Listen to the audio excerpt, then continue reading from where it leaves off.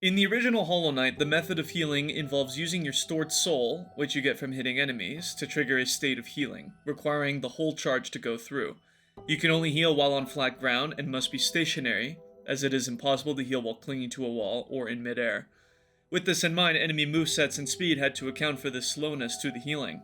While the player isn't meant to be able to heal at leisure, there are gaps in an enemy's moveset to be able to pull off a heal, as well as the period in which an enemy or boss is stunned. With charms as well, you are able to modify these base mechanics like healing while moving, shielding yourself, a quicker or stronger heal, with multiple masks being restored at once.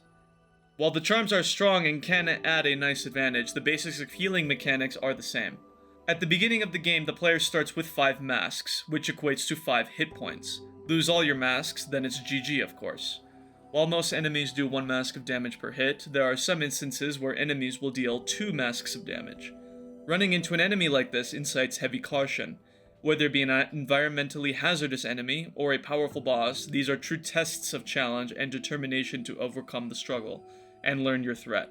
These encounters are much less common but are balanced, where healing isn't as easy and demand much more mastery of the moveset to come out on top. In Hollow Knight Silksong, even in the beginning of the game, there are some normal enemies that deal 2 masks of damage.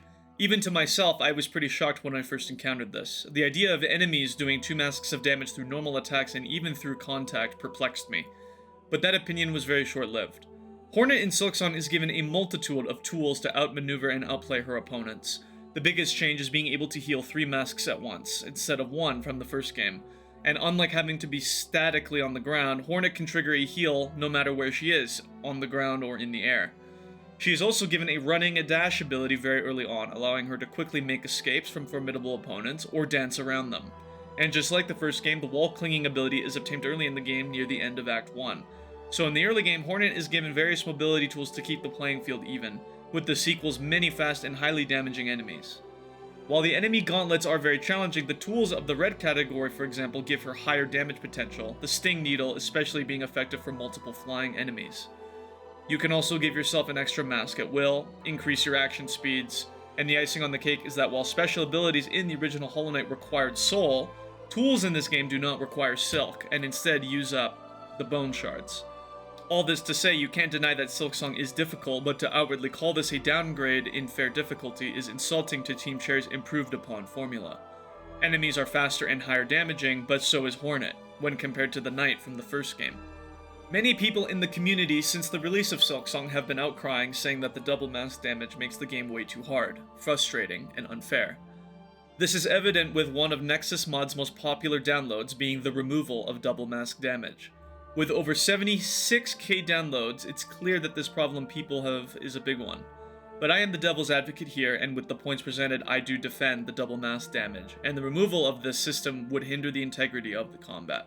Hornet starts with 5 masks of health, and when facing an enemy that deals double damage, this means Hornet actually has 3 hit points.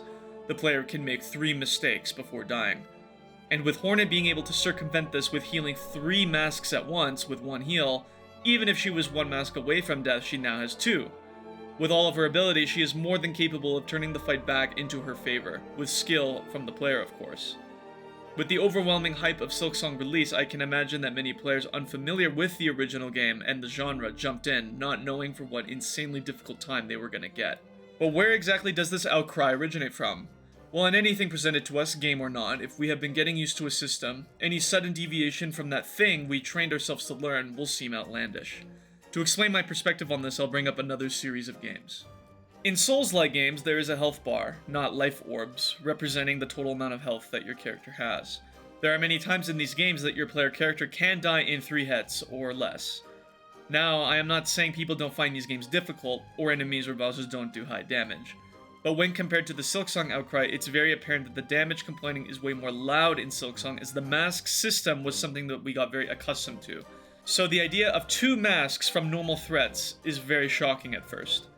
Now if you were to replace the mask with, let's say, a red health bar, and still would die from 3 hits in the beginning of the game, now that's a very different perspective. It's because of the mask damage from the very first game being something we got used to, deviation from that same system will naturally lead to complaining from the community, whether it be Silksong or any other game. Again, like I said, it's all about perspective. If Souls games had a mask system similar to Hollow Knight, and you died in under 3 hits, taking multiple mask damage per hit, the community would also have the same issue. So no, I don't think that double mask damage is unfair. In fact, I think it is very appropriate in balancing the game, when taking into account the enhanced tools, mobility, and unlockable abilities that Hornet has in the sequel. And of course, you need to keep in mind the origin of our view on taking damage in Hollow Knight. If you were to really sit back and think about your experience, is Silksong unfair?